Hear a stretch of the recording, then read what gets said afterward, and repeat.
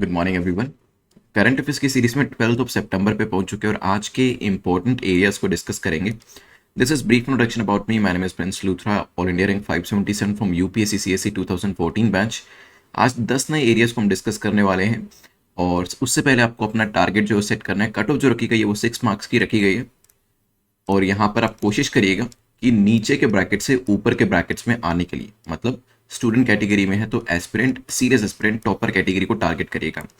आई hope आप लोगों ने जो Laxmikanth spectrum art and culture की सीरीज सब्सक्राइब करी है उसके एमसीक्यूज आप प्रैक्टिस कर रहे होंगे, तो प्लीज सीरीज जो है इसको डेली बेसिस पे अटेम्प्ट जरूर करिएगा ताकि इसके जो फायदे हैं वो आपको एग्जाम के अंदर देखने को मिले। चलिए जो टॉपिक्स है वो बता देता हूँ जल्दी से, जो आज हम डिस्कस करने वाले हैं।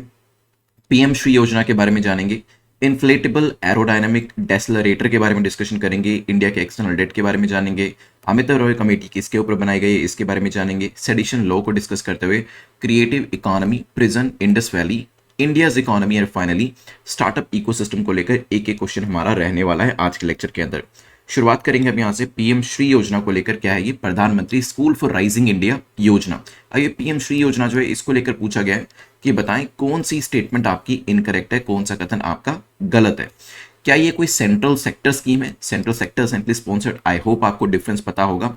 The school under it will focus on modernisation, latest technology, smart classroom etcetera. इसके अंदर क्या किया जाएगा? जो स्कूल्स हैं वो किसके ऊपर फोकस करेंगे? वो मॉडर्नाइजेशन के ऊपर फोकस करेंगे, वो लेटेस्ट टेक्नोलॉजी के ऊपर फोकस करेंगे और स्मार्ट क्लासरूम्स के ऊपर फोकस करने वाले हैं। 10 सेकेंड्स आपके पास है, सोचिए what should be the correct answer, फिर इसके बारे में डिस्कशन करेंगे। हुआ क्या है, रिसेंटली पीएम ने अनाउंस करी पीएम श्री योजना और इसके डेवलपमेंट और अपग्रेडेशन की बात करी गई है। 14,500 स्कूल्स अक्रॉस इंडिया, उनका डेवलपमेंट और अपग्रेडेशन इसके अंतर्गत किया जाएगा। ठीक है, क्या ये सेंट्रल सेक्टर स्कीम है? देखिए सेंट्रल सेक्टर का मतलब होता है पूरा सेक्टर सेंटर का, मींस सारा पैसा कौन दे रहा है? केंद्र सरकार दे रही है, but that is not the case. It is a centrally sponsored scheme. इसे इंप्लीमेंट किया जाएगा ताकि स्कूल का जो इंफ्रास्ट्रक्चर है, जो एग्जिस्टिंग स्कूल है, उनको स्ट्रेंथन किया जा सके। Union government, state government, union territories, local bodies, वो सभी इसमें अपना अपना पार्टिसिपेशन देने वाली है। नाउ पीएम श्री स्कूल ये फोकस करेगी ताकि मॉडर्न इंफ्रास्ट्रक्चर जो है स्कूल के अंदर लाया जा सके, स्मार्ट क्लासरूम्स लाए जा सके, इवन स्पोर्ट्स एरियाज के अंदर भी एडवांसमेंट करने की बात करी गई। आपने देखा होगा अभी तो काफी सारे स्कूल्स में डिजिटल बोर्ड्स जो है उनको भी इंट्रोड्यूस किया गया है कोरोना के पास खास तौर पे। तो ये सब चीजें जो है वो करी जा रही है। बेसिकली जो पेडागोजी होती है स्कूल्स के अंदर उसको बेहतर बनाने का, उसको एक्सपेरिमेंटल और एक्सपीरियंशियल बनाने का, कि जितना ज्यादा बच्चे एक्सपीरियंस से लर्न कर सके, एक होलिस्टिक स्टडी उनको प्रोवाइड कराने का यहाँ पर एफर्ट जो है वो लिया जा रहा है ताकि अंडरस्टैंडिंग लेवल उनका अच्छा हो सके। क्रैमिंग से अब बेसिकली जो हमारा टीचिंग सिस्टम वो धीरे धीरे दूर जा रहा है ना। दोनों ही स्टेटमेंट ठीक है, तो करेक्ट आंसर क्या हो जाएगा? D will be the correct answer. तो पीएम श्री योजना ध्यान रखिएगा, 14,500 स्कूल जो हैं उनको यहाँ पर अपग्रेड किया जाएगा, डेवलप किया जाएगा। एट द सेम टाइम जो स्टडी होने वाली है, देखिए एक तो यहाँ पर डेवलपमेंट का आस्पेक्ट है वो लिख लेते हैं, स्कूलों के अपग्रेडेशन की बात करी जा रही है वो लिख लेते हैं। ठीक है, स्मॉल क्लासरूम की बात करी जा रही है वो भी इंपॉर्टेंट हो जाता है, जिसके अंदर डिजिटल बोर्ड्स एटसेट्रा को यूज किया जाएगा। इवन स्पोर्ट्स को भी एडवांस करने की कोशिश करी जा रही है, एडवांसमेंट उसके अंदर भी लाने की बात करी जा रही है। एक्सपीरियंशियल लर्निंग, एक्सपीरियंशियल लर्निंग क्या होता है? तो थिंग्स जो हम अपने एक्सपीरियंस से सीखते हैं, उस तरीके से स्टडी की बात करी जा रही है कि सिर्फ बुकिश नॉलेज नहीं दी जाएगी, जो बच्चे अपने एक्सपीरियंस से सीखें उसके ऊपर भी फोकस यहाँ पर किया जाएगा। Let's move to next question जो कि आईएडी को लेकर है, इन्फ्लेटेबल एरोडायनेमिक डेसलरेटर को लेकर पूछा गया। बताएं कौन सी स्टेटमेंट आपकी करेक्ट है? इसे स्पेस एक्स के द्वारा डेवलप किया गया, ये जो आईएडी है इसे स्पेस एक्स के द्वारा बनाया गया है। ये टेक्निक है used for an atmospheric entry payload, atmosphere में पेलोड को वापस लाने के लिए ये एक तरीके की टेक्निक होती है जिसे यूज किया जाता है। 10 सेकेंड्स आपके पास है, सोचिए। अभी recently IAD that is inflatable aerodynamic decelerator जो है इसके ऊपर एक सक्सेसफुल टेस्ट किया गया, किसके द्वारा? इसरो के द्वारा। ठीक है, तो यहाँ पे स्पेस एक्स का नाम नहीं है, वैसे इसरो का है जिन्होंने ये टेस्ट कंडक्ट किया। आईएडी जो है इसे डिजाइन किया गया है इसरो के द्वारा। इसरो के पास वीएसएससी, वीएसएससी क्या है? विक्रम साराभाई स्पेस सेंटर, इसरो का जो विक्रम साराभाई स्पेस सेंटर है उसके द्वारा ये सक्सेसफुली टेस्ट किया गया है। और ये किया गया एक रोहिणी साउंडिंग रॉकेट के अंदर। ये किया कहां पे गया है? TERLS के अंदर। ये क्या है? तुम्बा इक्वेटोरियल रॉकेट लॉन्चिंग स्टेशन के अंदर ये टेस्ट फायरिंग करी गई है और टेस्ट के जो रिजल्ट्स हैं वो काफी पॉजिटिव आए हैं। हालांकि सेकंड स्टेटमेंट ठीक है, ये जो टेक्निक होती है इसका इस्तेमाल किस लिए किया जाता है, एटमॉस्फेरिक एंट्री पेलोड के अंदर इन्फ्लेटेबल एनवलप का इस्तेमाल इसके अंदर किया जाता है। तो करेक्ट आंसर क्या हो जाएगा, B will be the correct answer. Let's move to next question which is question number 3। Question number 3 बात करता है इंडिया के एक्सटर्नल डेट को लेकर। पूछा गया इंडिया के एक्सटर्नल डेट को लेकर बताएं कौन सी स्टेटमेंट आपकी इनकरेक्ट है, कौन सा कथन आपका गलत है। लॉन्ग टर्म डेट की बात करें तो वो शॉर्ट टर्म डेट से 4 गुना के बराबर है। इंडिया की जो सस्टेनेबिलिटी है दूसरी कंट्रीज जैसे लो एंड मिडिल इनकम कंट्रीज के कंपैरिजन में, जहां पर डेट की बात आती है वहां पर हमारी सिचुएशन दूसरे देशों के कंपैरिजन में अभी भी अच्छी है। 10 सेकेंड्स आपके पास है, सोचिए क्या आंसर होगा, फिर करते हैं डिस्कशन इसको लेकर। अभी 28वां एडिशन आया status report on India's external debt. India's external debt के ऊपर अभी 2021-22 की जो रिपोर्ट है उसे निकाला गया है, तभी ये चीज न्यूज में थी। बात करें यहां पर स्टेटमेंट्स की तो दोनों स्टेटमेंट्स यहां पर करेक्ट हो जाती है, क्योंकि इंडिया का जो लॉन्ग टर्म डेट है ये कितना है, अप्रोक्सीमेटली 80% के आसपास है और रिमेनिंग 19.9% के आसपास हमारा शॉर्ट टर्म डेट है। तो yes it is 4 times. At the same time अगर हम दूसरी कंट्रीज की बात करते हैं उनके कंपेरिजन में हमारी situation is still better. India का जो एक्सटर्नल डेट है वो मोडेस्ट है। हम ग्लोबली अगर बात करें 23rd पोजीशन के ऊपर आते हैं and in terms of vulnerability indicators हमारी पोजीशन फिर भी दूसरे देशों के मुकाबले में काफी अच्छी है। तो करेक्ट आंसर वैसे तो सी होना चाहिए, लेकिन क्योंकि इनकरेक्ट पूछा है तो आंसर क्या हो जाएगा, D will be the correct answer. Let's move to next topic जो कि अमिताभ राव कमेटी के बारे में पूछ रहा है। पूछा गया कि ये किससे एसोसिएट करती है, क्या ये प्रिजन रिफॉर्म से एसोसिएट करती है, पुलिस रिफॉर्म से, सिविल सर्विस रिफॉर्म या फिर इलेक्टोरल रिफॉर्म से। सोचिए 10 सेकेंड्स आपके पास है। इसके अंदर होम मिनिस्टर ऑफ इंडिया जो है उन्होंने रिसेंटली इन्फॉर्म किया कि सेंटर प्लान कर रही है किसी एक पर्टिकुलर एरिया के अंदर रिफॉर्म लाने के लिए, और इसके अंदर इन्होंने बात करी कि वो एक मॉडल प्रिजन एक्ट जो है वो लाना चाहते हैं। मॉडल प्रिजन एक्ट से क्या होगा, ये पुराने प्रिजन एक्ट जो अंग्रेजों के टाइम का 1894 का है उसे चेंज करेगा, और जो जेल्स होती हैं उसके अंदर स्टेट ऑफ द आर्ट उसे बनाएगा, उसे बेहतर बनाएगा in terms of technology also, modernisation also. जैसे आपने काफी सारी मूवीज के अंदर, हॉलीवुड मूवीज के अंदर जो प्रिजन है उसको देखा होगा जिसमें मॉडर्नाइजेशन किया जाता है, टेक्नोलॉजी का इस्तेमाल किया जाता है जो आपकी प्रिजन है उसको सिक्योर करने के लिए। उसमें बेटर इंफ्रास्ट्रक्चर जो है वो भी प्रोवाइड किया जाता है प्रेमिसेस के अंदर। Draft national policy prison reform के ऊपर पहले ही आ चुकी है और ये अप्रोक्सीमेटली 2007 के आसपास ज्यादा देखने को मिली थी, और अभी जो है Amitabh Roy committee prison reform के ऊपर बिठाई गई थी और इसे बिठाया गया था सुप्रीम कोर्ट के द्वारा आज से 4 साल पहले 2018 के अंदर। और इसमें जो प्रिजन करके टर्म होती है इसको चेंज करके कहा गया था कि प्रिजन की जगह हमें जो टर्म यूज करनी चाहिए वो है करेक्शनल सेंटर्स। ठीक है, ताकि एक साइकोलॉजिकल पॉजिटिव इंपैक्ट यहां पर क्रिएट किया जा सके। क्या ये जो कमेटी थी किसके ऊपर है, प्रिजन रिफॉर्म के ऊपर है, ये ध्यान रखिएगा। A will be the correct answer. वैसे अगर आप देखो तो जब हम प्रिजन की बात करते हैं ओवर क्राउडिंग एक बहुत बड़ा इशू यहां देखने को मिलता है, क्योंकि अंडर ट्रायल केसेस काफी सारे होते हैं। ठीक है, स्टाफ उतना ज्यादा अवेलेबल नहीं है, और अगर कंडीशन भी देखोगे तो प्रिजन की उतनी बेहतर नहीं होती है। अननेचुरल डेथ ऑफ प्रिजनर्स ये भी हमें काफी बार देखने को मिलता है।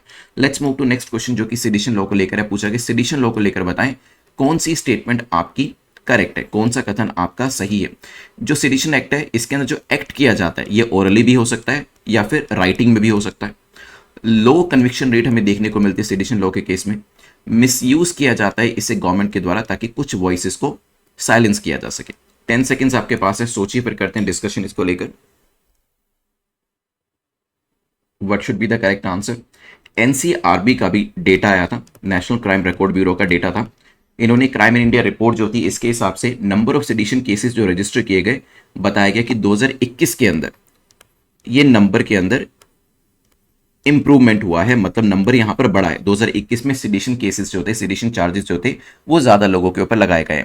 तो अगर कोई भी व्यक्ति ओरली या रिटन फॉर्म में किसी भी तरीके से कोई ऐसा काम करता है जिसे कि सेडिशन लॉ के अंदर काउंट किया जा सकता है, तो यहां पर डेफिनेटली उसके अंदर अगेंस्ट में इसको इस्तेमाल किया जा सकता है, ये ध्यान रखिएगा। तो यस, जो एक्ट होता है वो ओरली भी हो सकता है, वो रिटन में भी हो सकता है। यूजुअली होता कब है, अगर आप देखोगे सेक्शन 124A जो आईपीसी का है वो ये कहता है कि अगर किसी भी तरीके से शब्दों का इस्तेमाल करके, चाहे वो बोले गए शब्द हो या फिर लिखे गए शब्द हो, तभी यहां पे मैंने ओरली और रिटन दोनों लिखा है, या फिर किसी साइन के थ्रू, किसी विजिबल रिप्रेजेंटेशन के थ्रू अगर बेसिकली किसी तरीके का हेट्रेड जो है वो क्रिएट करने की कोशिश करी जाती है, किसी तरीके का डिसअफेक्शन गवर्नमेंट के अगेंस्ट में क्रिएट करने की कोशिश करी जाती है, तो वहां पर इस एक्ट को लेकर आया जा सकता है। ठीक है, ये यूजुअली जो है ब्रिटिश टाइम में ज्यादा यूज किया जाता था। The act can be done hourly और रिटन, तो बिल्कुल ठीक है। कन्विक्शन रेट ज्यादा नहीं है, बहुत ज्यादा इसका इस्तेमाल नहीं किया जाता, लेकिन हाँ, can it be misuse bye governments, अलग अलग गवर्नमेंट्स इसको मिसयूज करती आई हैं। देखिए, ऐसी चीज़ों के एलिगेशन तो लगते रहे हैं,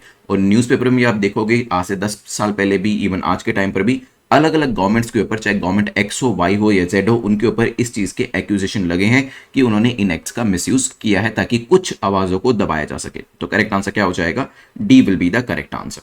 नाउ ये चीज काफी सब्जेक्टिव हो जाती है कि जहां पर इसको यूज किया जा रहा है तो क्या गवर्नमेंट अपने वेंडेटा के लिए इसे यूज कर रही है या फिर एक्चुअल में सामने वाले व्यक्ति ने ऐसा कुछ किया है। क्योंकि मोस्ट ऑफ द केसेस में हो सकता है अगर 90% केसेस, 10% केसेस में इसे वेंडेटा के तौर पे भी यूज किया जा रहा है, इन 90% ऑफ द केसेस सच में ऐसी स्टेटमेंट दी जाती हैं जिससे कि जो अफेक्शन है या कहें कि गवर्नमेंट के लिए डिसअफेक्शन को बढ़ाया जा रहा है, एक हेट्रेड वाली जो सिचुएशन है उसे क्रिएट किया जा रहा है, जिसे रोकना काफी जरूरी है। इसी वजह से in most of the cases आप ये मान सकते हैं कि सेडिशन लॉ को सही तरीके से यूज किया जाता है, लेकिन हाँ, हो सकता है कुछ केसेस के अंदर इन एक्सेप्शनल सर्कमस्टांसेस वो सही तरीके से यूज ना भी किया जाता हो। सेक्शन 124 ए को याद रखिएगा, आईपीसी का है, जिसके अंतर्गत कभी भी ओरली रिटन वर्ड्स का यूज किया जाता है जब भी गवर्नमेंट के अगेंस्ट में हेट्रेड या डिसअफेक्शन फैलाने के लिए, तो इसका इस्तेमाल किया जा सकता है। राइट, चलिए तो ये ध्यान रखिएगा। यहां से आगे बढ़ते हैं, क्वेश्चन नंबर 6 की तरफ चलते हैं। नेट 50 कूपन कोड जो है वो आप इस्तेमाल कर सकते हैं, दैट इज एक्टिव, ताकि जो भी कोर्सेज आप लेना चाहते हैं उस पर 50% का आपको डिस्काउंट जो है वो मिल जाएगा। Let's move to next question, question number 6 को देखते हैं, जो बात कर रहा है क्रिएटिव इकोनॉमी को लेकर और इसके पॉजिटिव्स को लेकर। क्रिएटिव इकोनॉमी के पॉजिटिव्स क्या है? क्या इससे हाई एम्प्लॉयमेंट आता है? क्या ट्रेड सरप्लस क्रिएट होता है?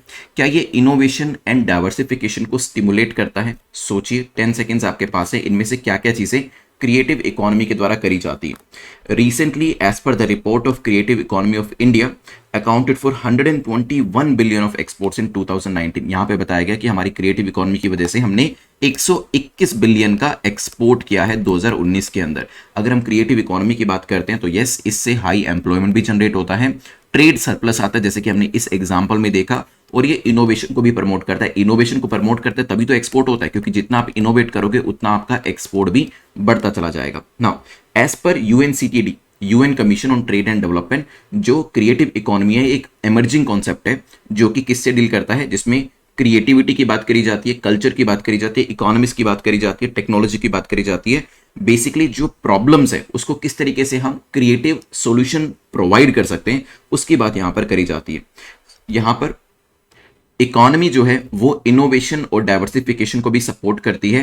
क्रिएटिव इकोनॉमी ये इंश्योर करती है कि हमारा जो बेसिकली सॉल्यूशन है वो एक तरीके का आप कह सकते हैं आउट ऑफ द बॉक्स होना चाहिए किसी भी पर्टिकुलर प्रॉब्लम जो कि अभी रिसेंटली हम फेस कर रहे हैं।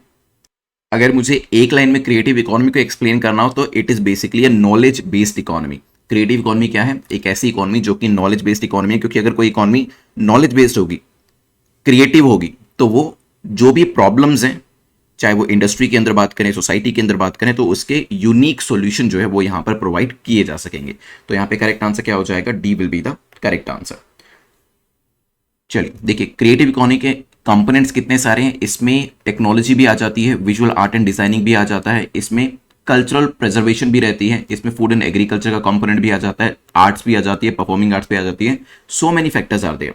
Let's move to next question, question number 7, जो कि 7th schedule of the constitution के बारे में पूछ रहा है कि 7th schedule of the constitution के अंदर प्रिजन जो है वो कौन सी लिस्ट के अंदर आते हैं। क्या ये यूनियन लिस्ट में आते हैं, स्टेट लिस्ट में आते हैं, कॉन्करेंट में आते हैं या रेजिड्यूरी में आते हैं? 10 सेकेंड्स आपके पास हैं, सोचिए प्रिजन जो है वो कौन सी लिस्ट के अंदर आते होंगे, बताइए। होम मिनिस्टर ऑफ इंडिया ने रिसेंटली इन्फॉर्म किया था कि सेंटर का पूरा प्लान है कि अब हम मॉडल प्रिजन एक्ट लेकर आने वाले हैं।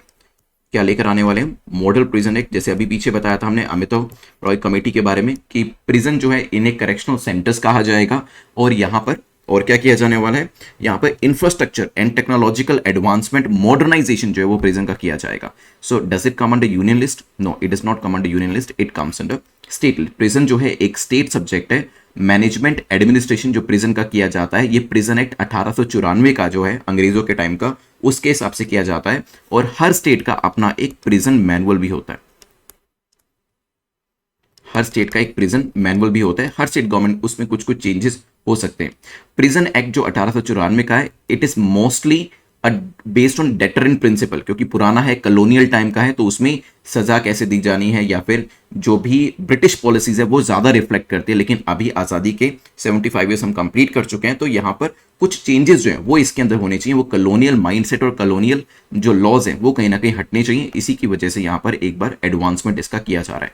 तो यहाँ पर सेंट्रल गवर्नमेंट के पास कौन कौन सी, यूनियन लिस्ट में कौन कौन सी चीजें आती हैं, defence, banking, currency, foreign affairs, communication, concurrent list जिसमें स्टेट सेंटर दोनों पार्टिसिपेट कर सकते हैं, for example education, marriage, adoption, succession etcetera. State list के अंदर police, trade, agriculture, irrigation, even prison भी इसके दायरे में आते हैं। इंडस वैली सिविलाइजेशन के बारे में पूछा है कि एक ऐसी इंडस वैली सिविलाइजेशन है जिसे माउंट ऑफ द डेड भी कहा जाता है, ये कौन सी साइट है? क्या ये गनेरी वाला है, राकी गरी है, मोहनजोदारो या कालीबंगन? 10 सेकेंड्स आपके पास है। रिसेंटली बहुत ज्यादा हैवी रेनफॉल देखने को मिला पाकिस्तान के सिंध प्रोविंस के अंदर, और आर्कियोलॉजिकल साइट जो ये है कौन सी, मोहनजोदारो, जिसे माउंट ऑफ डेड भी कहा जाता है, इसको भी काफी यहां पर नुकसान हुआ। मोहनजोदारो जो है ये ग्रुप ऑफ माउंट्स हैं और 5000 साल पुरानी आर्कियोलॉजिकल साइट ये मानी जाती है। ऑफ कोर्स ये इंडिया के अंदर फॉल करती थी, लेकिन जब पार्टीशन हुआ तो ये पाकिस्तान की साइड चली गई। तब 1920 के अंदर आर्कियोलॉजिस्ट आर.डी. बनर्जी के द्वारा एक्सकवेट करी गई थी। मोहनजोदारो का मतलब ही माउंट ऑफ द डेड है। मोहनजोदारो को अगर आप लिटरल मीनिंग में ट्रांसलेट करेंगे अंग्रेजी के अंदर, so it is mount of the dead. It is one of the oldest city of the entire world. Now यहां पर क्या क्या मिलेगा, दो मेन सेंटर्स आपको देखने को मिलेंगे पूरी इंडस वैली सिविलाइजेशन के अंदर, जिसमें एक मोहनजोदारो है एंड दूसरा हड़प्पा। इन्हीं के बारे में आपने ज्यादा सुना भी होगा। Let's move to next question which is question number 9, जो बात कर रहा है इंडिया की इकोनॉमी को लेकर। बताएं, दो स्टेटमेंट आपको दी गई हैं, आपको बताना है कौन सी स्टेटमेंट आपकी करेक्ट है। ग्लोबल अगर हम लेवल पे देखें, इंडिया का जो रैंक है वो 6 नंबर पे इंडिया की इकोनॉमी आती है। मे बी इंडिया की जो जीडीपी पर कैपिटा है वो यूके की जीडीपी पर कैपिटा से ज्यादा है। 10 सेकेंड्स आपके पास है, सोचिए। अभी रिसेंटली हमने यूके को पीछे किया है और हमारी इकोनॉमी जो है वो यूके से आगे निकल आई है, और यूके को पीछे करने के बाद हमारी जो इकोनॉमी का रैंक है वो 6 नहीं है। हम कौन से नंबर पे आए हैं? फ्रॉम द जीडीपी पर्सपेक्टिव, जो आईएमएफ का डेटा यूज किया हमने, हम 5वें नंबर पे आए हैं। लेकिन हम कलेक्टिवली यूके से आगे हैं, लेकिन पर कैपिटा जीडीपी की बात करोगे या पर कैपिटा किसी भी तरीके से मेजर करोगे तो यूके से we are still lagging behind, right? क्योंकि यूके की पॉपुलेशन कम है, देयरफॉर रिसोर्सेज कम होने की बात भी या फिर जीडीपी कम होने के बाद भी जो पर कैपिटा अवेलेबिलिटी होगी वो ज्यादा होगी। ठीक है, इट इज जस्ट लाइक कि एक फैमिली में 10 लोग हैं और एक फैमिली में 4 लोग हैं। ये मान लीजिए इंडिया है और ये मान लीजिए यूके है। इन 10 लोगों के पास 10,000 रुपए हैं, इन 4 लोगों के पास मान लीजिए 8,000 रुपए हैं। तो ओवरऑल तो पैसा किसके पास ज्यादा है? इंडिया के पास ज्यादा है। ठीक है, लेकिन पर कैपिटा की बात करेंगे, पर कैपिटा मतलब पर individual 10,000 divided by 10, her individual के पास कितना पैसा है? 1,000 रुपए। यहां पर 8,000 डिवाइडेड बाय 4, हर इंडिविजुअल के पास कितना पैसा है? 2,000। तो चाहे टोटलिटी में इंडिया यूके से आगे हो, लेकिन पर कैपिटा के अंदर अभी भी वी आर लैगिंग बिहाइंड। क्यों? क्योंकि पॉपुलेशन हमारी ज्यादा है, इसी वजह से पर कैपिटा नंबर भी हमारा कम निकल कर आता है। करेक्ट आंसर क्या हो जाएगा? T will be the correct answer. यहां पर जो रैंकिंग है वो देख लीजिएगा, यूएस नंबर 1 पे है, देन चाइना है, देन जापान है, देन जर्मनी है एंड देन इंडिया है। डेफिनेटली ये हमारे से अभी भी 4 से 5 से 6 गुना ज्यादा है, बट स्टिल आने वाले टाइम में it is anticipated in next 20 to 25 years हम इनको पीछे छोड़ सकते हैं। लेकिन हाँ, ऊपर अगर आप देखोगे चाइना और यूनाइटेड स्टेट्स ये हमसे 20, 25, 30 गुना आगे हैं, तो इनको पीछे करना काफी मुश्किल होगा। खैर, क्वेश्चन नंबर 10 को देखते हैं, जो कि पूछ रहे स्टार्टअप इकोसिस्टम को लेकर कि बताएं कौन कौन से रिफॉर्म जो है वो स्टार्टअप इकोसिस्टम को बूस्ट कर सकते हैं। ठीक है, नाउ क्या मैन पावर स्किल्ड होगी तो यह सिस्टम आगे बढ़ेगा? हो सकता है। क्या इंफ्रास्ट्रक्चर जो है अगर हम उसमें इन्वेस्टमेंट करते हैं तो ये सिस्टम आगे बढ़ेगा? पॉसिबल है। एंश्योरिंग कैपिटल अवेलेबिलिटी, अच्छे से कैपिटल अवेलेबल होगी तो ये सिस्टम आगे बढ़ेगा। सोचिए, 10 सेकेंड्स आपके पास है। इंडिया स्टार्टअप इकोसिस्टम में तीसरे पायदान पे आता है। इवन यूनिकॉर्न के मामले भी हम तीसरे नंबर पे आते हैं पूरी दुनिया के अंदर। पिछले 4-5 सालों में अगर आप देखोगे स्टार्टअप कल्चर जो है वो इंडिया में बढ़ा है और काफी सक्सेस भी हमें यहाँ पर देखने को मिली है। यूनियन मिनिस्टर ऑफ स्टेट जो थे उन्होंने ये रैंकिंग के बारे में इंफॉर्मेशन दी थी और ये भी बताया था कि जो इंडिया है ये इसका लेवल इंक्रीज हुआ है gross expenditure on research and development के अंदर, और यहाँ पर ज्यादा से ज्यादा इनोवेटिव स्टार्टअप हमें देखने को मिल रहे हैं। और जब हम स्टार्टअप इकोसिस्टम को बूस्ट करना चाहते हैं तो डेफिनेटली स्किल्ड मैन पावर देंगे, अच्छा इंफ्रास्ट्रक्चर देंगे, अच्छी कैपिटल देंगे तो ये और भी आगे बढ़ेगा। ये तो बिल्कुल कॉमन सेंसिकल क्वेश्चन था, करेक्ट आंसर डी हो जाएगा। चलिए जल्दी से कर लेते हैं रिवाइज ताकि मटेरियल आप रिटेन कर पाए। 30% से ज़्यादा मटेरियल रिटेन कर पाएंगे अगर आप रिवीजन करते हैं कंपेयर टू अगर आप इसे नहीं करते हैं। तो जल्दी से 2 मिनट के अंदर रिवाइज करते हैं यहाँ पर, फिर विनर ऑफ द डे और प्रीलिम्स का क्वेश्चन ऑफ द डे हम यहाँ पर देखने वाले हैं। तो शुरुआत हमने करी थी पीएम श्री को लेकर, जल्दी से बताएं इस योजना को लेकर, ये सेंट्रली स्पॉन्सर्ड है या सेंट्रल सेक्टर है, किस तरीके की स्कीम है? It is a centrally sponsored scheme, ये हमने देखा था। साथ ही साथ स्कूल्स के अंदर मॉडर्नाइजेशन, लेटेस्ट टेक्नोलॉजी की बात इसके अंदर करी जा रही थी। आईआईडी के बारे में देखा था, कौन लेकर आया इसे? इसरो लेकर आया। VSSC Vikram Sarabhai space centre में यहाँ पर रिसर्च होती है, इसके ऊपर करी गई थी। पेलोड एंट्री के लिए एक टेक्नोलॉजी का इस्तेमाल किया जाता है। फिर हमने इंडिया के एक्सटर्नल डेट के बारे में देखा, जो आपका शॉर्ट टर्म डेट है उससे 4 गुना ज्यादा लॉन्ग टर्म डेट है, लेकिन दूसरी कंट्रीज के कंपैरिजन में डेट होने के बावजूद भी हमारी सिचुएशन उनसे बेटर है। अमित रॉय कमेटी के बारे में डिस्कशन किया था, जो कि प्रिजन रिफॉर्म्स को लेकर आई गई थी, और प्रिजन को आने वाले टाइम में करेक्शनल सेंटर्स के नाम से जाना जा सकता है। सेडिशन लॉ के बारे में जाना था, जल्दी से बताएं आईपीसी का कौन सा सेक्शन था? सेक्शन 124A के बारे में हमने देखा था, जिसमें हमने ये देखा कि ओरली या रिटर्न किसी भी तरीके से अगर हेट्रेड या डिसअफेक्शन क्रिएट करने की कोशिश करी जाती है सरकार के अगेंस्ट में, तो इसका इस्तेमाल किया जा सकता है। 2021 में ऐसे केसेस के अंदर जिन लोगों को चार्ज किया गया वो नंबर बढ़ा है, और नंबर इवन दो बहुत ज़्यादा परसेंटेज नहीं बढ़ा है, but still number of cases they have increased. Now यहाँ पर 23-24 के कोर्सेज अवेलेबल हैं, आप इसमें एनरोल करा सकते हैं exam.netmoc.com के ऊपर जाकर। दिस इज द वेबसाइट, आपको डिस्क्रिप्शन में भी इसका जो लिंक है वो मिल जाएगा। क्वेश्चन नंबर 6 को देखते हैं, जो कि बात कर रहा है positives of the creative economy. Creative economy में क्या होता है? It is a knowledge based economy जिसमें एम्प्लॉयमेंट भी बढ़ेगा, ट्रेड सरप्लस भी बढ़ेगा, इनोवेशन भी बढ़ने वाला है। 7 शेड्यूल के बारे में डिस्कशन किया था। प्रेजेंट कौन सी लिस्ट के अंदर आते हैं? They come under the state list, state list के दायरे के अंदर आते हैं, ये ध्यान रखिएगा। फिर यहाँ से आगे बढ़ के आईवीसी साइट के बारे में देखा था, मोहनजोदारो का नाम माउंट द डेड, वो करेक्ट हो जाता है। क्वेश्चन नंबर 9 के अंदर हमने देखा इंडिया की इकोनॉमी को लेकर हम कौन से नंबर पे आते हैं? 5वें नंबर पे हैं, लेकिन पर कैपिटा के मामले में अभी भी यूके से पीछे हैं, ध्यान रखिएगा। और लास्ट क्वेश्चन में हमने देखा था स्टार्टअप इकोसिस्टम को कैसे अगर बढ़ाया जाता है, रिफॉर्म किए जाते हैं, तो यहाँ पर किस किस तरीके से किया जा सकता है। हमने मैन पावर की बात करी, इंफ्रास्ट्रक्चर और कैपिटल की बात करी थी। लास्ट टाइम के जो विनर हैं वो हैं वंदना कश्यप, सो कांग्रेचुलेशन वंदना। प्रीलिम्स का जो क्वेश्चन मैं आपसे पूछने वाला हूं उसमें प्रिजन रिफॉर्म्स को लेकर हमने कौन सी कमेटी पढ़ी थी उसका नाम बताइएगा कमेंट सेक्शन के अंदर। मेंस में या फिर इंटरव्यू में आपसे जो क्वेश्चन पूछा जा सकता है वो कुछ इस तरीके से है कि प्रिजन रिफॉर्म की जब हम बात करते हैं तो प्रिजन को लेकर कौन कौन से रिफॉर्म्स इंट्रोड्यूस किए जा सकते हैं, उसको आप 250 वर्ड्स में एक्सप्लेन करिएगा। अपने मार्क्स कमेंट सेक्शन के अंदर जल्दी से लिख कर बताएं कितना कितना आपने स्कोर किया है, और प्लीज लाइक द वीडियो। जो सब्सक्रिप्शन बटन के सब बेल आइकन इसको प्रेस कर दीजिएगा, उसके बाद ऑल बटन को प्रेस कर दीजिएगा ताकि नोटिफिकेशंस आप तक पहुंचते रहे। Thanks for watching this video, have a nice day, take care, good bye.